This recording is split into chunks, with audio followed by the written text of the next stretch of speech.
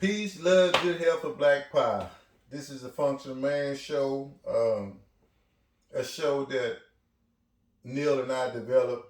It's about just bringing men together and starting a dialect on how we can make our neighborhoods better.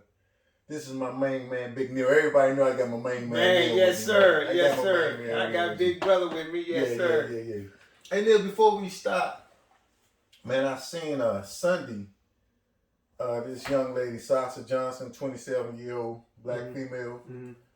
Uh, she's a Black Lives Matter protester, and over in the UK in Peckham, Southeast London, she was shot in the head at a rally, and so she's in critical condition. And we just want to send our prayers out to her. Yes, yeah. We just want to send. And so, Neil, today, me and Neil, we usually at the top of the week we'll talk about what we want to talk about, and Neil said he want to talk about accountability today. Yeah, holding yourself accountable for your actions. Yeah, and so Neil, when we talk about accountability, what does accountability mean to you? Just being responsible for your actions, not putting the blame on someone else, but being responsible, not putting the blame on your father one day or your mother who had to work all the time, and even the trauma you had to deal with. Because, one thing I learned in life as I got older is that however bad you think you got it, somebody got it 10 times worse. I agree. So, my thing is this, don't put it on.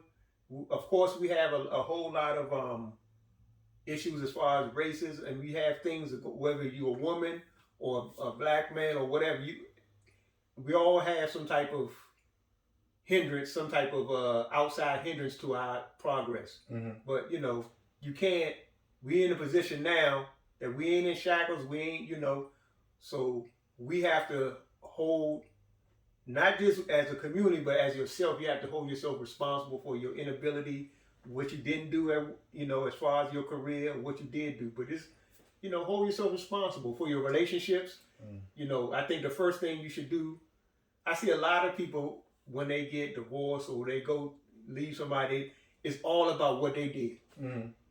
But you never hear nothing about what you did. Right.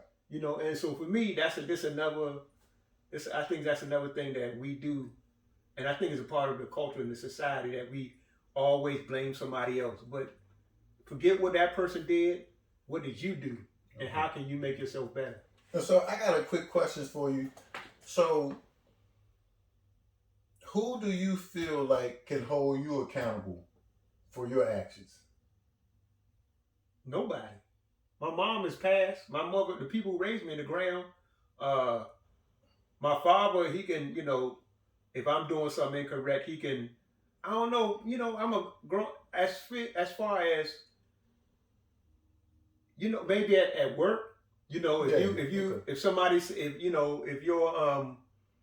your manager or somebody, is a part of your duty to do something in the job and you don't do it, they can hold you accountable for it. Take your paycheck, fire you, whatever it is, because you decided you took this job. You said the job gave you specifics of what you had to do, and so if you don't do it, then you have to be held accountable for it. Okay. So as far as a grown person, the only thing I think of is your employment, or if you have your own business, your the people who you deal business with. Because if you, like, we just saw the Pie Man, right? We saw the Pie Man. He delivering his pie. Washington D.C. Pie Man, the bean pies. He got the pies. He go and deliver the pies. But if he decide not to deliver pies for 2 weeks, and he go and ask for the people for, hey, can I use this shelf space? And they say, oh, we ought to fill that up. Right. They hold him accountable. We had a contract to say what you want to do, and you got to do it. So. Whether it's your job or your business, that's the people you deal business with can hold you accountable. And I agree. And I think so. I think also for me, like, I think your spouse can hold you accountable. Yeah. I think your spouse, and now we're living at an age that a lot of people getting trainers. So I think your trainer might can hold you accountable. That's a good point. That's a good point. And like I would say like for the younger people, like your coaches and stuff like that, because me being a coach, I try to hold my kids accountable. But I know some dudes that play like 50 and over basketball and 60 and over. But that, I just wanted to say that because when I started diving into this accountability, the first thing that I seen more than anything else was all negative stuff. Like you got to be accountable. Like if you call somebody something outside of their name and you got to go through all these different motions. But I wanted to kind of look at the part where you holding yourself accountable for yourself and being accountable for the people around you. Like so far as like your kids for one thing. Yeah. So you know when you have a kid, you got to be accountable for that kid. Yeah. Or for me right now, like my mom's still living, and so I check on her. But for real, my brother Cool. He on the spot every day. All my brothers and sisters check on and do different things, but Cool really, he's really accountable for her. So I just wanted to talk about that. So now when you holding yourself accountable for things, I think that you got to come up with a comprehensive plan to do better in your life. Like right now. For my peers, a lot of people are dealing with high blood pressure, diabetes, cholesterol, and obesity. Mm-hmm. So when you're dealing with them things and you holding yourself accountable, how would you go about that? How would you go about that? Well, I guess you got to see where you at. Right. If you see that you're overweight, instead of saying, "Man, the food is this," or I like, I know I like this food. I'm not, I hear a lot of people say, I'm not going to give up this. Right. I'm not going to give up sweets. I like sweets. Okay, well, don't give it up. Right. Or I'm not going to do this. I like Popeyes. Okay, right. Don't give it up. Right. But you can not hold yourself accountable and keep doing it. And then you'll have hypertension, which is a high marker for stroke later on because it's putting so much pressure on your arteries. Right. Kidney failure. Diabetes, all these things. Right. So at one, you can not hold yourself accountable, but those are results of not. Your body will hold you accountable for that. And so. And so when it comes to something like that, you saying that you can't hold nobody else accountable for yourself. You gotta look at yourself. I think that because I guess when I'm thinking about this accountability, because I'm with you. You're on the same page. But I'm just thinking about some things. Like I see a lot of things. They talk about fat shaming, right? Right. And and some people are saying, "Yo, like, what you mean? Like, nobody should be shamed for nothing." Right. Right. But if you say, "Hey, Neil," you might say, "Hey, Neil, man, you a little skinny, man. You got to, you got to step up with the bean pies, or you got to do something, man." Yeah. Do work out, try to put some muscle on. Right. Now you're not holding me accountable, but you just give me a pull up. Right. And so then I gotta look at myself, look at my health. Right. And then I gotta make that but I can't just I can, but if I hold myself accountable, that means that I do assessment of where I'm at and pull myself up. And I think you put it on a good point, because sometimes people can't with this accountability. You have to be open to constructive criticism, and something like you say now with this new cancel culture, you can't say nobody. You can't say. You got like everything that's popular. Everything, whatever anybody do. And if you cool with me now, I do think it's a protocol. Like me and you one-on-one, I wouldn't get you in front of everybody and be like, "Hey, string bean," or you know. You see? Hey, y'all see the shots? No. Just because I just wanted to talk about that, because man, I got a brother. Oh, here we go. Nah, you gotta listen. Now we working out together, but I'm telling him, hey man, I can't get to the gym every day. Man, I got other priorities. But if I don't come to the gym, he cussed me out because he not working out if I don't come to the gym. Or, you gotta listen. Or I might hit him up and he might be, man, my woman, she gonna go out and buy Twinkies and ice cream and all this stuff. She know about bringing it in the house, I'm gonna eat it. So it's her fault. I say, bruh, you just ain't gotta eat. I can't not eat it. And she bring it in the house. He gonna curse you out. You know what you talking about? Who side you with? Who you with? Man, you get. So I'm telling him, Chef, you gotta be accountable. Just because you going to die, don't mean she want to be on the diet. She gonna bring, and then there's other people in the house. So you just gotta be accountable for yourself. Yep. Yeah. And I think that's a hard thing for all of us. You know, right? This. I mean, that's what's they call that? That's you got to use. It starts with self-discipline. Self-discipline, right? You got to discipline yourself. You got to discipline yourself. And it's the thing is, man. I think what a lot of people get wrong with holding yourself accountable or for whatever your actions is, you don't got to get it right off the first bat. Man, if you've been doing, so we're gonna go back to the diet. If you 55, but you've been eating bad for 40 years. Man, you can't tomorrow straighten all that up, and you've been eating bad for over 40 years. It becomes habit. It's a habit. It's a habit. It's a habit. You eating just because it's there. You ain't even hungry. Habits are hard to break. And they're hard to break. Because, you know, scientifically what they said, the neural nets in your brain, they connect to a habit. Right. So it's hard for you. Right. That's why they say never try to break a habit. Just start a better one. Right. Start a new one. Because in your brain, the way the neural nets and the neurological system works, it is making these connections to the things that you keep doing. Right. So when you stop doing it, it's like something's wrong. Right. So you got it's not overnight. And to piggyback on what you're saying, if you stop doing it, you be successful for a week or 2 weeks or 3 weeks, then after that time, you just go back into what you're doing in a deeper dive. Yeah. Like if you've been eating sweets and you stop for 2 or 3 weeks, man, after when you go in, you go all the way like in. They say, your man, this is your man. They said, what's your man name? Luther Vandross. They said he was died. You remember? You know they got a couple of different Luthers. When he was the skinny Luther, they said, man, my man, he did that deep dive. He said, man, he was feeding for something. Right. That man, they said he had 2 donuts, cut it in half, and put a burger in it. Man. That's how much he was. Yeah. So you gotta take your time. Yeah, you gotta take your time. You gotta take your time. You gotta. Rome wasn't built in overnight. Man, that's how it goes. That's how it goes.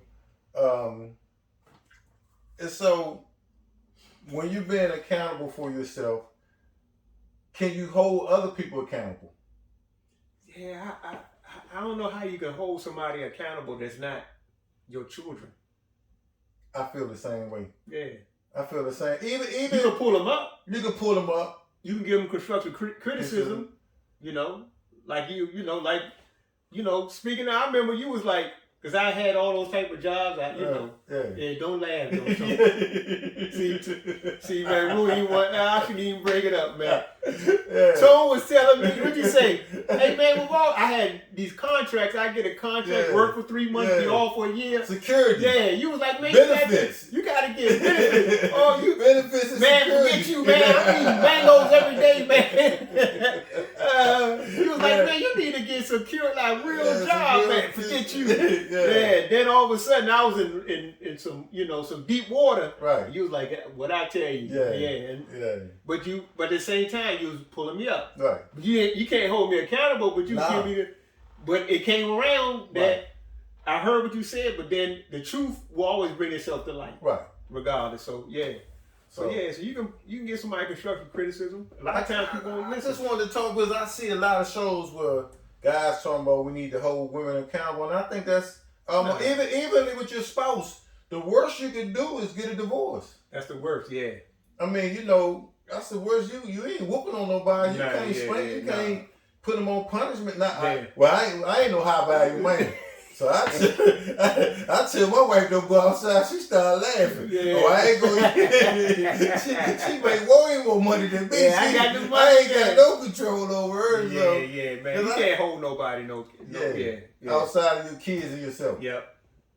Exactly. Yeah. Okay. So I think that's about it. So before we go, this dude Kwame Brown, man, he been on fire. Man. So I just want to talk to you about that for real quick, man. How you feel about that situation? Man, you know, I just got hip to it. The dude Charlemagne said something, you know, and the thing is, in reality, like you said, Charlemagne wasn't really saying negative. He was just saying, man, y'all better leave that man alone because he come from a family of killers. Yeah. It wasn't negative. But at the same time, it was just putting his business out. Yeah, which right. is something that's, you know, that's something.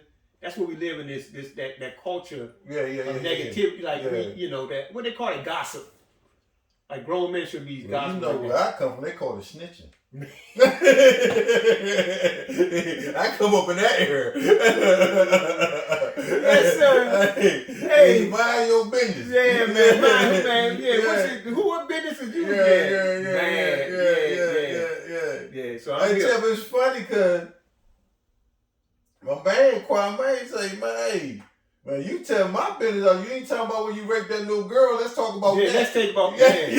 You talking about what my father did. I'm talking about what you did. He said, let's talk about that. Like he told me, he said, thanks for telling me that because my mother shielded me from that violence. You know what I'm saying? But I like him because he's saying, one, he's showing, I love to see an intelligent brother. Right.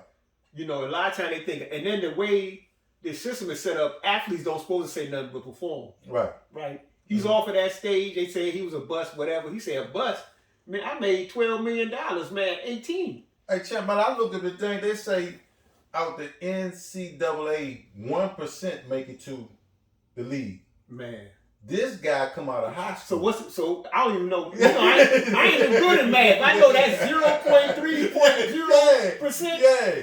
Exactly. But I like what he said because he said, y'all out here, you know, all those dudes that's talking about him, he putting them on blast like, you on a white media station, a station talking about a black man who was able to buy his mother a house at 18. Right.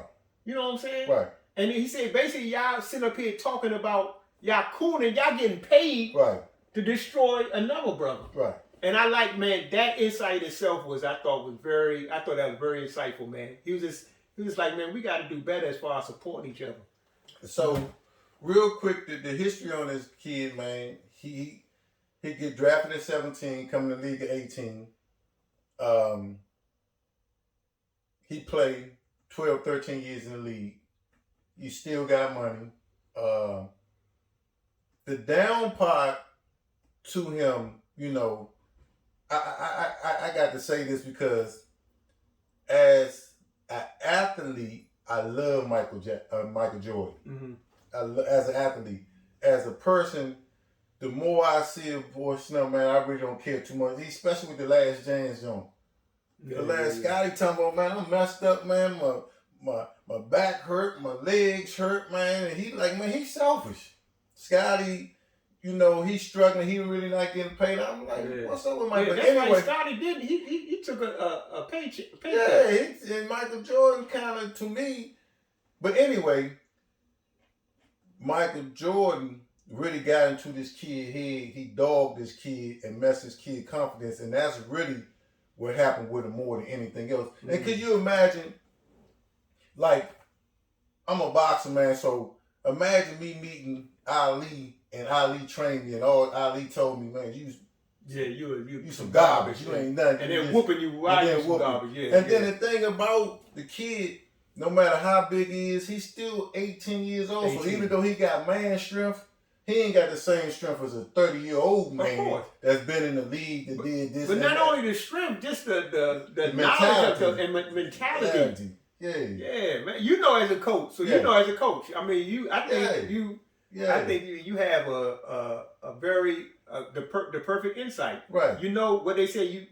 When they say in boxing, they say kill it before it grows. Right. Like jump on your man before he started getting. Right.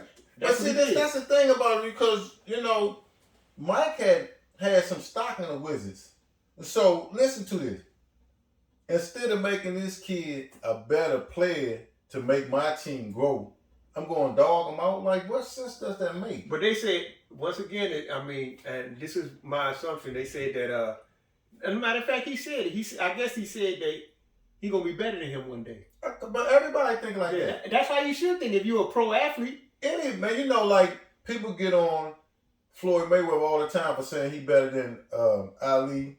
You know, it's up to you to however you feel. But if you get into a sport, you going into the sport thinking, how am I coming to sports saying, well, man, he better than me, he better than me. I got to have that mentality to get to where he coming to the draft #1 out of high school. Out of high school. So if he didn't think like that, he would have never made it that far. Man. But for me, like, I'm a boxing coach. And so I have people that I came up through the ranks with, like Calvin out of Baltimore and Barry and all them stuff. And they been seeing millions of dollars. Man, I still ain't seen a dime, right? But I still like what I do. But my point I'm trying to make, if you like basketball, football, golf, or whatever, but you can make a living off of that thing, man, you already surpassed half the people. Man, that's half the battle right there. That's half the battle. More than half. How many people getting paid for doing what they love to do? I mean, like 0 to none. Yeah. And so, man, not too many people though. Yeah. So, man, just by Slim doing that, and he still, I don't even think Slim 40 years old. He retired. He ain't got to do nothing. He got plenty of land. He got money. He ain't mess his money up. You never hear about him. Man, and you let my aunt tell it. So I got an aunt when she was young and looking attractive. She said she dated a basketball player. She said because of this, she said she will not let her grandkids play no sports. I said, why is that? She said, man, this dude was younger than me and he could barely get out the car because of his knees. Right. Because of all that wear and tear. So my man, to me, he beat the game. Man, did he? He got out young, yeah. Man. A lot of them dudes, man, you know, they messed up because that's why they say your man Lamar, I keep saying Lamar Odom, the best player in the league now. Oh, LeBron James. LeBron, they say, because they say LeBron spent about $1 million on his body, but he messed up this year. Yeah. Because they said they added, because this COVID thing, they just let them play more. Right. They playing just too much strain on their body. Yeah. And then Stomach got older too. Then they been playing all his life. Oh, yeah. All his life.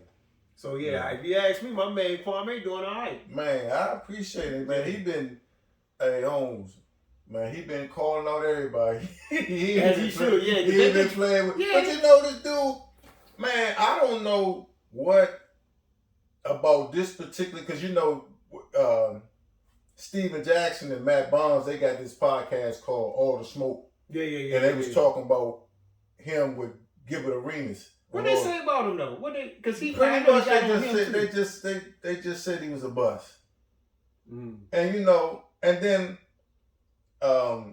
Jalen Rose, he came. He was just like, man, it depends on what you call a bust. Like if you think he a bust because he's not good at Shaq, he a bust. But if you think don't no busts get to the league. Everybody in the league was outstanding something wherever they came from. Yeah. It's just when you get with the rest of the outstanding people, you might not be so good, but whatever city or state or wherever, you always outstanding everything, #1 everything. And then something you said too, you were saying, man, you know, like it might have been a little bit more to that because for some outside of Kobe is a couple, maybe Kobe is another dude came and did pretty good, but all the guys who come from high school kind of got. Well, I listened to one of Kwame Brown. I ain't gonna say rants, but one of his speeches, and he was just saying that the way the system set up, if guys was to jump straight from high school and go into the league and make money, the college wouldn't be making money. The colleges make so much money off these young guys, and they don't get no money. Like here you go, I'm selling your jersey. Neil door glove on it, and you don't get a dime. And you starving. Yeah. But they making millions of dollars off your back. Yeah, so he say that was the biggest thing. He say, man, everybody that came out with him, it's only a few people that came out straight from high school to make it. Yeah. And you know, even like if you watch Kobe, and I'm going to try to wrap this up, but even if you watch Kobe, he ain't coming straight into the league. He came off the bench. He had to learn, like most people that come to any league, they learn first. They don't get thrown straight into the fire. And then Kobe, now, I don't remember Kwame Brown in high school, but when I saw Kobe play against in the Capitol All-Star McDonald's class, Right. he looked like a man among boys. Right. But what a lot of people don't realize, he was also groomed by a professional basketball. He was playing against pro ball players when he was 14. Probably young because you know his father. Yeah. All his life. So he was groomed. That's what I'm saying. So that's the only thing. I don't think it had nothing to do with Kwame Brown. I think Kwame Brown's career could have been way more successful. But like you said, they broke him. Right. Nobody groomed him. They groomed him. Yeah. Groomed him. So man, I'm glad. I just love hearing a brother talk positive and man, he doing good. Yeah. And he talking intelligent, and he talking about, man, I still got my houses. Mama got my. You never heard about this dude getting drunk, beating up his wife. You don't hear nothing about it. Nothing. He been silent for the last. But something about this all. Man, he's talking about y'all want to smoke, y'all got it. Man. Yeah. Don't give it to him. Hey. And then the thing is, I want to wrap it up though, but Tone, this is another thing, this about this culture in general, man. I'm just shooting us out to everybody. We live in a culture that everybody is a perfect armchair quarterback, but don't do nothing. Man. Like the two dudes, Jay Jackson, something. Oh, yeah. All these people, the two commentators. Yeah. Skip Bayless. Yeah, they didn't do nothing. Yeah. And Jalen Rose is like, man, hold up, man. This man was 18 and made it, and he played in the pros for a minute. So how you say he's a bust? Man, 13. And the thing is, they ain't say, oh, he could have did better. They ain't like we live in this culture that we just like negativity. I agree. He didn't say, they could have said he could have done better. Man, I wish somebody would have groomed him. They call him a scrub. Yeah. Like, man, you like that's disrespectful to his family and everybody. Ain't never played nothing. Yeah. Because they played, but they couldn't make it. So that's they end up being commentators. Yeah, and they ain't make it to the league. They didn't play like in no college or nothing. Yeah. They did some side bench jokers. Yeah, you know what my man Jalen Rose said? Right. He said, I looked at your record. I see your stats. He said average. I didn't even know you could average under 1 point. He said, I didn't know it was mathematical possible that you can average under 1 point. Yeah. Man, So that's all I got to say about that, man. Just be more positive, man. This negativity, man, is just it's too much. And my man Neil say, man, be accountable for yourself, man. Whatever's going on with you, man, sit back, think of a comprehensive plan, and put it to work. And I'm going to tell you something I got from religious texts. It said every day, after you finish your day, in the evening before you lay your head down, bring yourself to account. Meaning to think about the things, what you did in that day. And that don't mean to be hard on yourself. Just mean, what can I do? What can I do better tomorrow? Yeah. Every day you should be trying to make yourself better. Man, inch by inch, little by little, day by day. That's all. Yeah, so. Please like and subscribe to our program. We're trying to grow this program. If you can, share it with your friends.